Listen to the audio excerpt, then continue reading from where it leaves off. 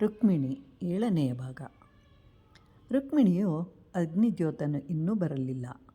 ಬರದಿದ್ದರೆ ಶಿಶುಪಾಲನೊಂದಿಗೆ ವಿವಾಹವಾಗುವುದು, ಅದು ಇಷ್ಟ ಇಲ್ಲ ಅಂತ ಹೇಳಿ ವಿರಹದಿಂದ ಮಂಗಳ ದ್ರವ್ಯಗಳಲ್ಲಿ ಒಂದಾದ ಕಸ್ತೂರಿಯನ್ನು ಬಳಸಲಿಲ್ಲ. ಇಲ್ಲಿ ಕಸ್ತೂರಿಯನ್ನು ಹೇಳಿರುವರು. ಯಾಕೆ ಅಂತಂದರೆ ಕಸ್ತೂರಿ ಮೃಗದ ನಾಭಿಯಿಂದ ಕಸ್ತೂರಿ ಉತ್ಪತ್ತಿಯಾಗುತ್ತೆ.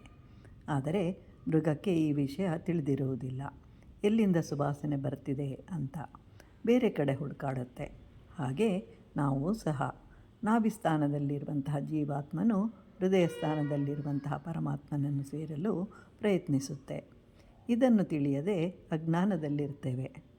ಹೀಗೆ ಪರಮಾತ್ಮನನ್ನು ಸೇರದ ಈ ಶರೀರ ಬೇಕೇ, ಅದಕ್ಕೆ ಸುಗಂಧ ಬೇಕೇ ಅಂತ ಭಾವಿಸ್ತಾಳೆ ರುಕ್ಮಿಣಿ. ಕನ್ನಡಿಯನ್ನು ನೋಡಿಕೊಳ್ಳಿಲ್ಲ, ಹೂವನ್ನು ಮುಡಿಯಲಿಲ್ಲ. ಅಂದರೆ ಎಲ್ಲದರಲ್ಲಿಯೂ ಇರುವುದು ಪರಮಾತ್ಮನೇ ಅಂತ ತಿಳಿದುಕೊಂಡಂತಹ ರುಕ್ಮಿಣಿಯು ಇನ್ನು ಬೇರೆ ಕಸ್ತೂರಿ, ಕನ್ನಡಿ, ಹೂಗಳು ಏಕೆ ಅಂತ ಹೇಳಿ ಭಾವಿಸಿ ಎಲ್ಲವನ್ನೂ ತ್ಯಜಿಸಿದಳು ಅಂತ ಅರ್ಥ. ಹಿಂದೆ ಅರಮನೆಯಲ್ಲಿ ರಾಜಕುಮಾರಿಯರು ಉದ್ಯಾನವನದಲ್ಲಿ ವಿಹರಿಸ್ತಾ ಇದ್ದರು. ಅದನ್ನು ತ್ಯಜಿಸ್ತಾಳೆ. ಅಂದರೆ ಅಲ್ಲಿರುವುದು ಸರೋವರ, ಅಲ್ಲಿ ತಾವರೆ ಹೂಗಳಿರುತ್ತವೆ. ಆದರೆ ರುಕ್ಮಿಣಿ ಲಕ್ಷ್ಮಿಯ ಸ್ವರೂಪ, ಅಂದರೆ ತಾವರೆ ಹೂವು. ಅಂದರೆ ರುಕ್ಮಿಣಿಯು ಭಗವಂತನೇ, ತಾವರೆಯೂ ಭಗವಂತನೇ. ಹೀಗೆ ದೇವರಿಗಾಗಿ ಎಲ್ಲವನ್ನೂ ತ್ಯಜಿಸ್ತಾಳೆ. ಹಂಸಗಳನ್ನು ಸಹ, ಆಭರಣಗಳನ್ನು ಧರಿಸಲಿಲ್ಲ, ತಿಲಕವನ್ನು ಇಡಲಿಲ್ಲ.